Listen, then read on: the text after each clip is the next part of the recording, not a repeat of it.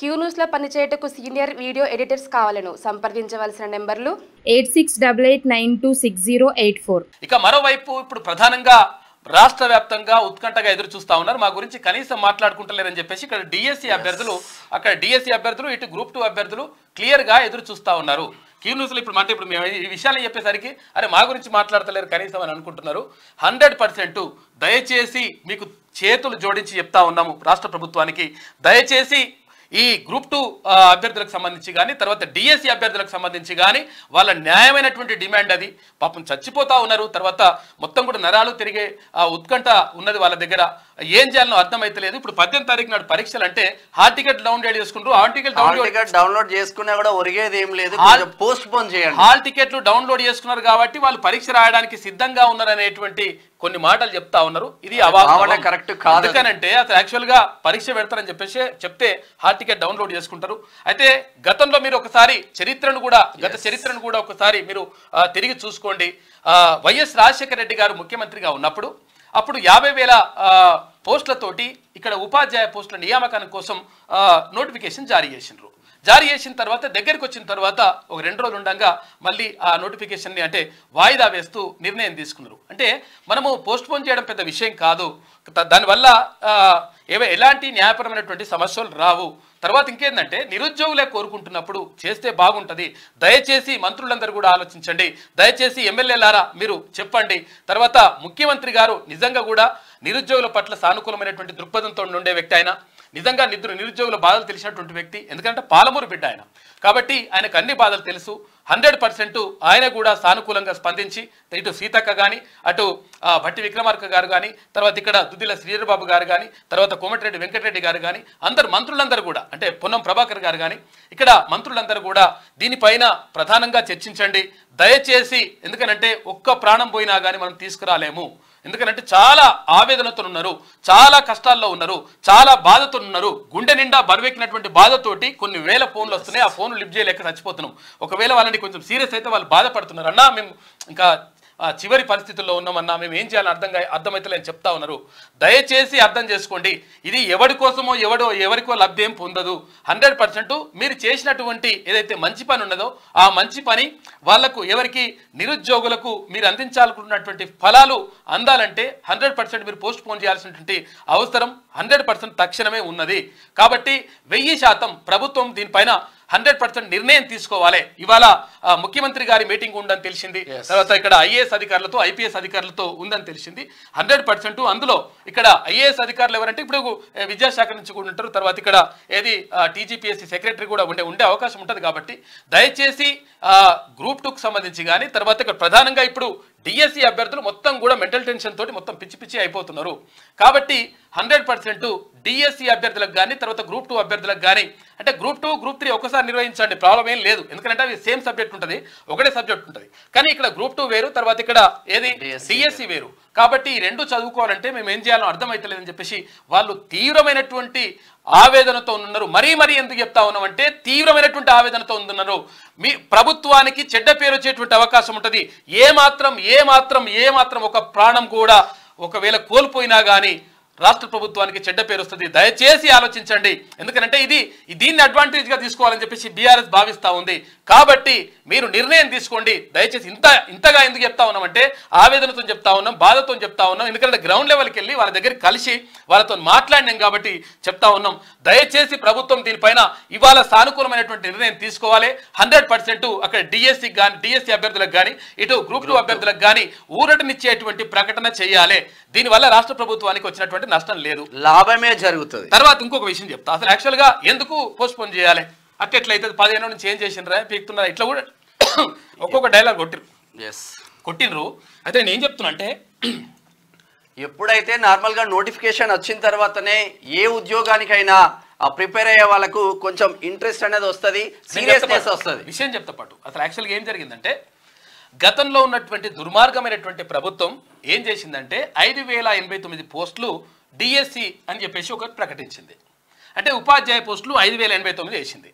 దీంతో అక్కడ ఉన్నటువంటి నిరుద్యోగులందరూ కూడా అరే మేము నష్టపోతున్నారా నాయన, మెగా డిఎస్సి వేయండి, కొంచెం పోస్టులు పెంచండి అని చెప్పేసి రోడ్ల మీదకి వచ్చిండ్రు. రకరకాలుగా ధర్నాలు అవన్నీ చేసినా కానీ గత ప్రభుత్వం పట్టించుకోలేదు, కేసీఆర్ దాని గురించి పట్టించుకోలేదు.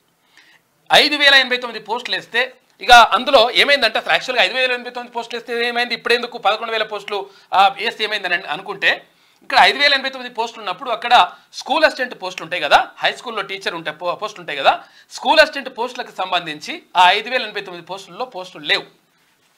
దీంతో చాలా జిల్లాలో చాలా సబ్జెక్టులకు సంబంధించి 0% అక్కడ ఖాళీలు చూపించినాయి. అసలు ఖాళీలే లేవు, తర్వాత రిక్రూట్మెంటే లేదు.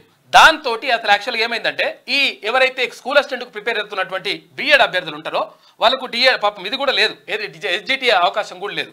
అయితే దీంతో ఏమైంది, వాళ్ళు ఏం చేయాలో అర్థం కాని పరిస్థితుల్లో క్వశ్చన్ మార్కులు వెళ్ళిపోయిన తర్వాత ఇక ఆ తర్వాత ఇప్పుడు రాష్ట్ర ప్రభుత్వం ఏర్పాటు అయింది, కాంగ్రెస్ ప్రభుత్వం అధికారంలోకి వచ్చింది, చాలా సంతోషపడ్డారు. ఎందుకంటే నిరుద్యోగులకు 2 లక్షల ఉద్యోగాలు ఫిల్ చేస్తా అని చెప్పేసి ముఖ్యమంత్రి గారు చెప్పిండ్రు. నిజంగా అన్నట్టుగానే ఆయన జాబ్ క్యాలెండర్ కూడా ప్రకటిస్తా ఉన్నారు. మీరు చేసేటువంటి కార్యక్రమాలన్నీ చాలా బాగున్నాయి, అది నిరుద్యోగులు దాని పట్ల హర్షం వ్యక్తం చేస్తూ ఉన్నారు. కాకపోతే ఏంటంటే ఇప్పుడు ఏమైంది, అక్కడ తర్వాత ఏమైందంటే ఈ 5,089 పోస్టుల నుంచి 11,064 పోస్టుల 11,000 చిల్లర పోస్టులు పెంచిన తర్వాత ఏమైందంటే ఆయా జిల్లాల్లో అక్కడ ఏది స్కూల్ అసిస్టెంట్ పోస్టులు ఏవైతే ఉంటాయో అక్కడ ఒక దగ్గర 3, ఒక దగ్గర 4, ఒక దగ్గర 2 ఇట్లా పోస్టులు వచ్చినాయి. అయితే దాంతో అప్పటి వరకు ఆ స్కూల్ అసిస్టెంట్గా ప్రిపేర్ కావాలని అనుకోనటువంటి ఎవరైతే డిఎస్సి అభ్యర్థులు ఉంటారో ఆ తర్వాత ప్రిపేర్ కావాలని చెప్పేసి నిర్ణయం తీసుకున్నారు. ఎప్పుడు వచ్చింది ఈ నోటిఫికేషన్ అంటే మార్చిలో వచ్చింది. మార్చిలో నోటిఫికేషన్ వచ్చిన తర్వాత ఏమైంది, ఎంపీ ఎలక్షన్స్ వచ్చినాయి. ఈ ఎంపీ ఎలక్షన్స్ వచ్చిన తర్వాత ఎంపీ ఎలక్షన్స్ దాకే కొంత టైం పోయింది. ఆ తర్వాత ఏమైంది, టెట్ నోటిఫికేషన్ వచ్చిండ్రు. ఈ టెట్ నోటిఫికేషన్ వేసిన తర్వాత ఏమైంది, టెట్కు ప్రిపేర్ అవ్వకుంటూ వచ్చిండ్రు. టెట్కు ప్రిపేర్ అయ్యకుంటూ వచ్చిన తర్వాత మొన్న ఎగ్జామ్ అయిపోయింది, రిజల్ట్ కూడా ఇచ్చిండ్రు. అయితే టెట్కి తర్వాత డిఎస్సికి మధ్య కేవలం 35 రోజులు మాత్రమే టైం ఉన్నది. దీంతో ఏమైతుందంటే అసలు యాక్చువల్గా టెట్ సిలబస్ వేరు, తర్వాత ఇక్కడ డిఎస్సికి సంబంధించినటువంటి సిలబస్ వేరు. కాబట్టి ఈ 35 రోజుల టైంలో ఒక 7-8 పుస్తకాలు పెద్ద పుస్తకాలు చదవాలంటే అంత ఈజీ కాదు. చదవడమే కాదు అవన్నీ కూడా ప్రతి పాయింట్ కూడా గుర్తు పెట్టుకోవాల్సినటువంటి అవసరం ఉంటుంది. ఇది లక్షలాది మంది రాస్తున్నటువంటి ఈ కాంపిటీషన్లో వాళ్ళు ఉద్యోగం కొట్టాలంటే చాలా సీరియస్గా ప్రతి విషయాన్ని కూడా ప్రతి అంశాన్ని ఇక్కడ కరెంట్ అఫైర్స్ కానీ, తర్వాత ఇక్కడ జనరల్ ఇంగ్లీష్ కానీ, తర్వాత ఇక్కడ సబ్జెక్ట్ కానీ, ఇక్కడ మెథడాలజీ కానీ, తర్వాత ఇవన్నీ కూడా చదువుకోవాల్సి ఉంటుంది వాళ్ళు. తర్వాత ఇక్కడ సైకాలజీ చదువుకోవాల్సి ఉంటుంది, ఇవన్నీ కూడా టీచింగ్ యాప్టిట్యూడ్ చదువుకోవాల్సి ఉంటుంది. వీటన్నిటినీ చదువుకోవాలంటే ఇక్కడ ఎడ్జిటీలు కానీ, తర్వాత ఇక్కడ స్కూల్ అసిస్టెంట్లు కానీ ఇట్లా చదువుకోవాల్సి ఉంటుంది. ఈ చదువుకోవాల్సినటువంటి టైం వాళ్ళకు లేకపోవడం వల్ల ఇక్కడ డిఎస్సి తర్వాత టెట్ సిలబస్ వేరు కావడం వల్ల వాళ్ళు చదవలేకపోయినరు. కాబట్టి మేము ఆవేదన చెందుతా ఉన్నాం, నరాలన్నీ కూడా తెగిపోతా ఉన్నాయి, ఏం చేయాలో అర్థమైతలేదు. కాబట్టి 100% వాయిదా వేయాలని చెప్పేసి వాళ్ళు కోరుతా ఉన్నారు. అక్కడ డిఎస్సికి సంబంధించి కానీ, తర్వాత గ్రూప్ 2కి సంబంధించి కూడా కొంతవరకు సానుకూల నిర్ణయం వచ్చినట్టుగా తెలుస్తా ఉంది, నిర్ణయం అంటే తీసుకుంటున్నట్టుగా. కాబట్టి ఇక్కడ డిఎస్సిని కానీ, తర్వాత ఇక్కడ గ్రూప్ 2ని కానీ మళ్ళీ ఒక డౌట్ రావచ్చు, మరి ఎట్లా ఇప్పుడు అది ఏంది అది డిఎస్సిని వాయిదా వేస్తే మళ్ళీ గ్రూప్ 2 కూడా వాయిదా వేస్తే రెండోసారి మళ్ళీ క్లాష్ అవుతాయి కదా, మళ్ళీ కూడా ఇబ్బంది అవుతుంది అంటే అట్లేం అవసరం లేదు. డిఎస్సిని ఇక్కడ నుంచి సెప్టెంబర్ వరకు అక్టోబర్ వరకు అట్లా పోస్ట్ పోన్ చేయండి. ఆ తర్వాత డిసెంబర్లో గ్రూప్ 2ని పెట్టండి, పెట్టేస్తే దీనికి మళ్ళీ గ్యాప్ వస్తుంది. కాబట్టి ఎవరు కూడా నిరుద్యోగులు అంటే మెజారిటీ పీపుల్ ఎవరైతే ఉన్నారో వాళ్ళని నిరుద్యోగులని దృష్టిలో పెట్టుకొని మీరు ఆలోచించండి. మెజారిటీ అని కాదు, మ్యాక్సిమం మేము పోయిన వాళ్ళందరూ కూడా 99 మంది ఈ వాయిదాను కోరుకుంటా ఉన్నారు. దయచేసి ప్రభుత్వం దీనిపైన సానుకూల నిర్ణయం తీసుకోవాలి. మీరు మంచి చేద్దామని అనుకుంటున్నారు, అయితే మరి ఎవరు మిస్గైడ్ చేస్తున్నారో అర్థమైతలేదు. కానీ 100% వాళ్లకు అంటే సానుకూలమైనటువంటి నిర్ణయం తీసుకోండి. ఇవాళ సాయంత్రంలోగా ఇది డిఎస్సికి సంబంధించి కానీ, తర్వాత గ్రూప్ 2కి సంబంధించి కానీ వాయిదాకి సంబంధించి నిర్ణయం తీసుకోవాలని చెప్పేసి మంత్రులను, తర్వాత అక్కడ ముఖ్యమంత్రి గారిని ప్రధానంగా విజ్ఞప్తి చేస్తూ ఉన్నాం. ఎందుకంటే క్యూనూస్ తరఫున కూడా, ఎందుకంటే వాళ్ళు అడుగుతా ఉన్నారు, అన్న మేము కాంగ్రెస్ పార్టీ కోటేయమంటే వేసినాం, తర్వాత మేము పుస్తకాలు వదిలిపెట్టి ఊర్లలో పోమంటే పోయినామన్నా, కాకపోతే ఏంటంటే మాకు ఇట్లా అన్యాయం జరుగుతుందంటే వీళ్ళ గొంతమ్మ కోరికలు ఏం కోరతలేరు, వాళ్ళు జస్ట్ వాయిదా ఏమంటున్నారు. దీనివల్ల న్యాయపరమైనటువంటి చిక్కులు కూడా ఏం రావు, రాష్ట్ర ప్రభుత్వానికి మంచి పేరు వస్తుంది. కాబట్టి దయచేసి ఆలోచించండి. ఇక మరోవైపు ఇంకోటి ఏంటంటే నిన్న చిక్కడపల్లి లైబ్రరీలో మొత్తం కూడా అది పోలీసులు లాఠీ చార్జ్ చేసిండ్రు. తర్వాత ఇక్కడ అంతా కూడా జరిగింది.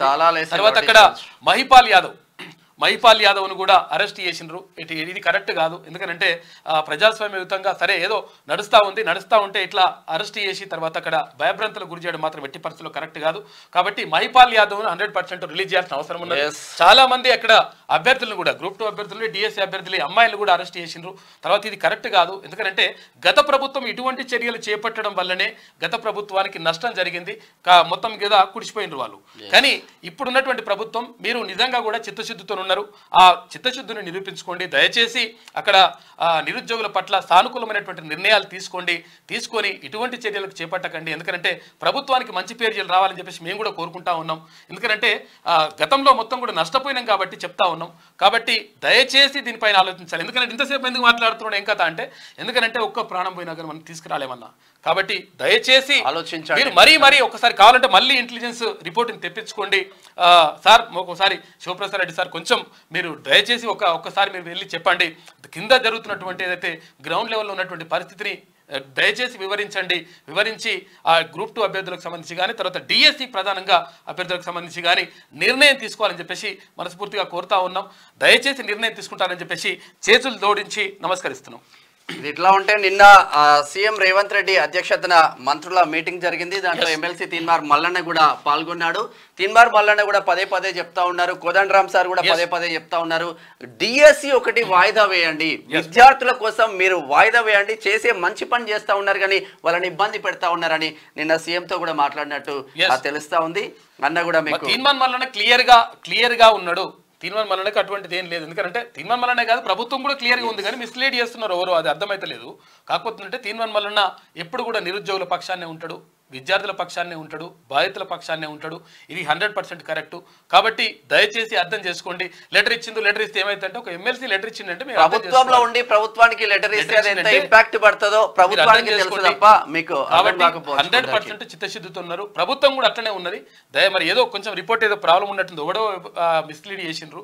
కాబట్టి దాన్ని జాగ్రత్తగా ప్రభుత్వం ఆలోచించి సానుకూలమైనటువంటి నిర్ణయం తీసుకోవాలని చెప్పేసి విజ్ఞప్తి చేస్తున్నాం. మీకు వార్తలు రాయడం, విశ్లేషణ చేయడం వచ్చా?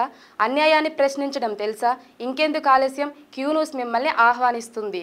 క్యూ న్యూస్లో పనిచేయడానికి అనుభవం గల కంటెంట్ రైటర్స్ కావాలను సంప్రదించవలసిన నెంబర్లు 8688926084.